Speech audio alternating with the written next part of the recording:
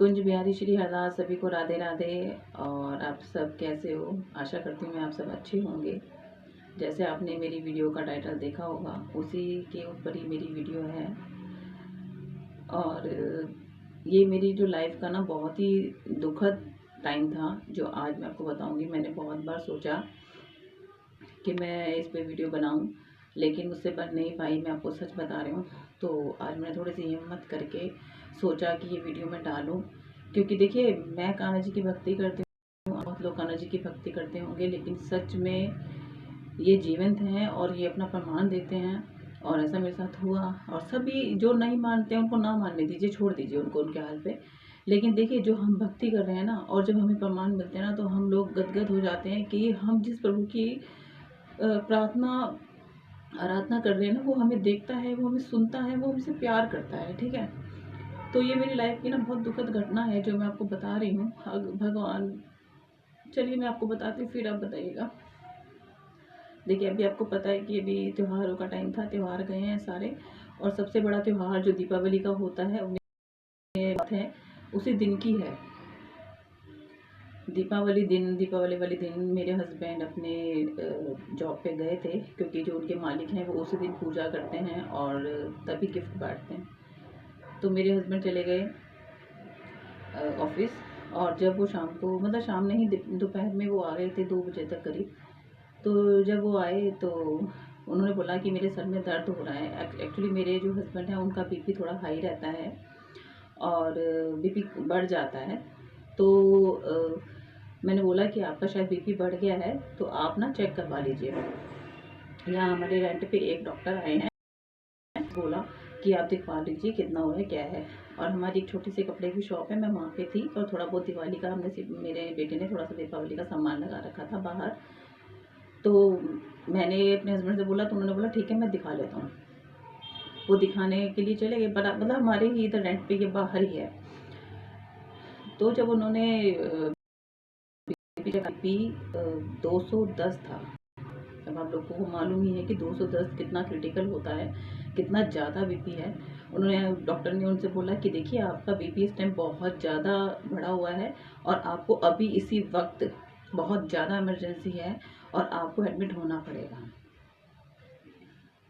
फिर मेरे हस्बैंड ने मुझसे बोला कि डॉक्टर ये बोल रहे हैं, और डॉक्टर ने फिर मुझसे भी बोला कि देखिए इस टाइम पे कुछ भी हो सकता है और आप इन्हें इसी टाइम एडमिट करवा दीजिए। और ये मत देखिए, बिल्कुल समय है नहीं हमारे पास। तो अब ये सोचिए कि त्योहार के दिन अगर मैंने ये सुना होगा तो मेरे साथ क्या हुआ होगा, या मतलब मैं आपको बता नहीं सकती उस दिन की कि मेरे मतलब क्या बीता मेरे साथ। ठीक है। फिर भी मैंने हिम्मत करके बोला कि ठीक है एडमिट करवा देते हैं, चलो मैं चलती हूँ साथ में और एडमिट करवाते हैं। तो डॉक्टर ने बोला कि मैं ले जाऊँगा इनको अपने साथ, और जो मेरा बड़ा क्लिनिक है वहाँ दिखा लूँगा, वहाँ एडमिट करा लेता हूँ, यहाँ पे सुविधाएं नहीं है। मैंने कहा ठीक है कोई बात नहीं। फिर मैंने हस्बैंड से कहा मैं आपके साथ चलती हूँ और वहाँ पे दिखा लेते हैं। उन्होंने बोला कि नहीं नहीं कोई बात नहीं, त्योहार है और मतलब आप रहो, मैं चला जाऊँगा इनके साथ। तो मैंने कहा ठीक है। वो पास में ही था क्लिनिक, तो वो डॉक्टर इनको लेकर के चले गए। अब जब ये चले गए तो फिर मैंने कहा ठीक है। फिर 3-4 घंटे तक ये एडमिट रहे। मैंने 2-3 बार बीच में फ़ोन कर करके, कॉल कर करके पूछा कि अब आपकी तबीयत कैसी है। तो थोड़ा कंट्रोल में आया बीपी, बहुत ज़्यादा नीचे नहीं आया ज़्यादा पॉइंट्स पर, फिर भी मतलब 10-11 पॉइंट नीचे इस तरह से आया। तब ये शाम को आए, पर सिर का दर्द नहीं जा रहा था, बहुत ज़्यादा सिर में दर्द था। अब आप सोचिए मैं क्या दीपावली मनाऊँ और मैं क्या करूँ घर में, मतलब मेरा कोई दिमाग काम नहीं कर रहा। क्योंकि जब ऐसी समस्या सामने आ जाती है तो इंसान का दिमाग काम करना बंद कर देता है। मुझे ये हो रहा है कि, और फिर मतलब बस ये कह रहे कि जैसे भी पूजा करनी है कर ले, मेरे सिर में बहुत दर्द है, बहुत दर्द है। मैंने जैसे तैसे करके पूजा पाठ किया अपना, और इनको दवाई तो उन्होंने दे दी थी जो भी दी थी। उसके बाद मैंने कहा रेस्ट कर लो, चलो कोई नहीं। फिर डॉक्टर ने बोला मुझे शाम को कि देखिए ऐसी बात है कि इनका इतना ज़्यादा बीपी हाई होने की वजह से आप टेस्ट करवा लीजिए, केएफटी करवा लीजिए, एलएफटी करा लीजिए। और हो सकता है ना कि अंदर के जो पार्ट्स हैं ना वो डैमेज भी हो सकते हैं। थोड़ा सुन के मुझे बहुत अलग लगा। मैंने कहा चलो कोई बात नहीं, कि अब जब ऐसी तबीयत है तो करवा लेते हैं, कोई नहीं। अगले दिन फिर वो भैया दूज था, दो हुए थे ना, जैसे भी है। तो मैं पहले दिन अपने घर में जाने का मैंने थोड़ा सोचा था कि हम कल जाएंगे, देखते हैं, अब जैसे भी तबीयत होगी देखेंगे। तो उन्होंने बोला मॉर्निंग में जब आप जाएंगे तो सैंपल देके हुए चले जाना, शाम को रिपोर्ट आ जाएगी। हमने कहा ठीक है। तो हम नेक्स्ट डे, मैं और मेरे हस्बैंड, थोड़ा सा उनको रिलीफ था तो वो कहने लगे कि हम दोनों चलते हैं बाइक पे और जल्दी आ जाएंगे, हमें रुकना तो है नहीं वहाँ, भाई तुझे मनाने के लिए अपने घर पे, और जल्द से जल्द वापस आ जाएंगे, बच्चे मेरे यहीं पे थे। तो मैंने कहा ठीक है चलो ऐसे कर लेते हैं। सुबह सुबह खाली पेट हस्बैंड का हमने ब्लड सैंपल दे दिया और दे करके हम दोनों हस्बैंड वाइफ निकल गए। अपनी मम्मी के घर चली गई मैं। तो वहाँ से फिर मैं शाम को आई, मतलब टेंशन वहाँ पे जाने के बाद भी पूरी टेंशन बनी हुई थी कि पता नहीं रिपोर्ट में क्या आएगा क्या नहीं आएगा। सुबह भी जब मैंने पूजा की तब भी मैंने कहा कि पता नहीं प्रभु क्या होगा क्या नहीं, चलो ठीक है मैं सब कुछ आप पे ही छोड़ती हूँ क्योंकि मेरे बस की तो कुछ है नहीं। अब वहाँ जाने के बाद फिर शाम को मैं जब आती हूँ तो मैं डॉक्टर के पास गई और मतलब इतना वो था मुझे कि फटाफट जाऊँ मैं डॉक्टर से पूछूँ कि रिपोर्ट कैसी है, ये क्या आया है। तो जब मैं गई तो फिर मेरे हस्बैंड मेरे साथ साथ चले गए डॉक्टर के पास। तो डॉक्टर के पास कोई ऑप्शन ही नहीं बचा। फिर जब हम दोनों चले गए तो उन्हें बताना ही था, नहीं बताते तो फिर मेरे हस्बैंड कहते कि आप क्यों नहीं बता रहे हैं। वहाँ बैठी और मैंने बोला कि आप रिपोर्ट बताइए क्या आया है क्या नहीं। तो जब डॉक्टर ने जो बात मुझे बोली वो सुनकर मेरे पैरों के नीचे से ज़मीन खिसक गई कि ऐसे कैसे हो सकता है। ठीक है, बहुत मतलब ये जो समय था ना मेरी लाइफ का बहुत ही दुखद समय था, जब मुझे समझ में नहीं आ रहा था कि क्या हो गया और क्या बोल दिया इन्होंने, मतलब इस तरीके से था। मैं कहती हूँ भगवान ऐसा करना कि किसी के साथ ये समय ऐसी घटना ना घटे, किसी के ऊपर ये समय ना आए। तो उन्होंने बोला कि आपके हस्बैंड की ना जो दोनों किडनीज हैं वो 50% डैमेज हो चुकी हैं और मैंने एक नहीं दो बार चेकअप करवा लिया है और बिल्कुल डैमेज, मतलब 50% डैमेज है और ये डायलिसिस पे जा सकते हैं।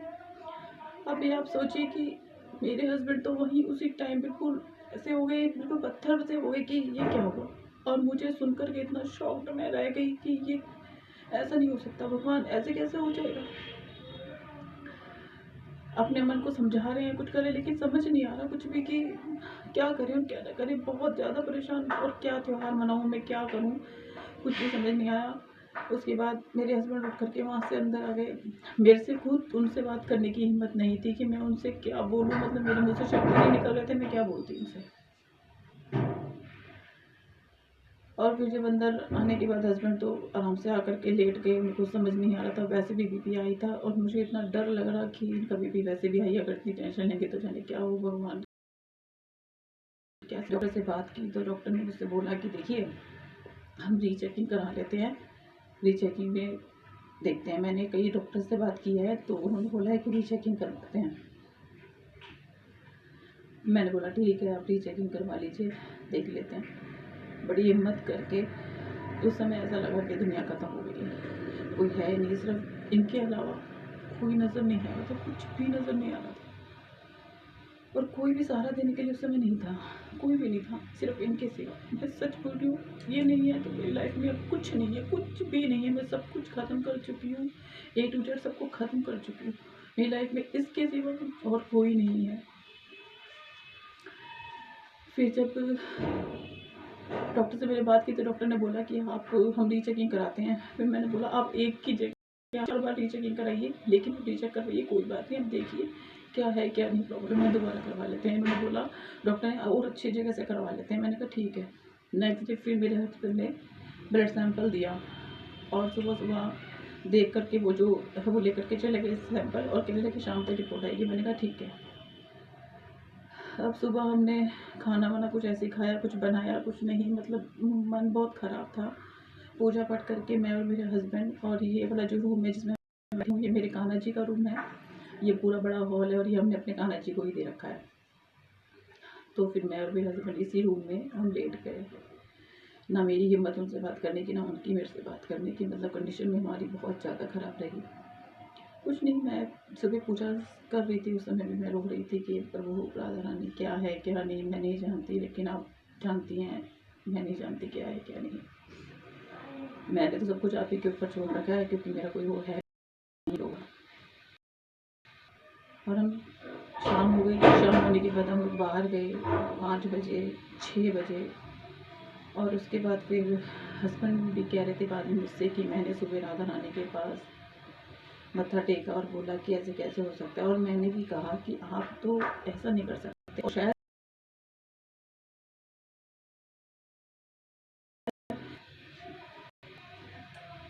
और शाम के 6 बजे तक हम डॉक्टर के पास गए और उनसे पूछा मैंने जाके कि रिपोर्ट आ गई, क्या आया है रिपोर्ट में बताइए। और डॉक्टर ने बोला कि जो रिपोर्ट आई है वो एकदम नॉर्मल आई है। और एक बार नहीं, हमने 2 बार चेक करवाया, वो रिपोर्ट दोनों नॉर्मल है। अब आप सोचिए, मेरे पास इनके लिए कोई शब्द नहीं है। तो फिर उसके बाद हम मानिए मैंने 3 रिपोर्ट करवाई, तीनों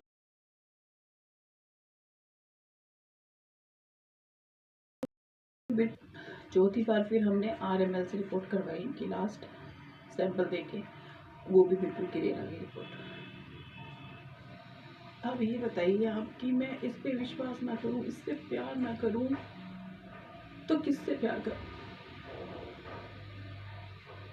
पूरी दुनिया एक तरफ और ये,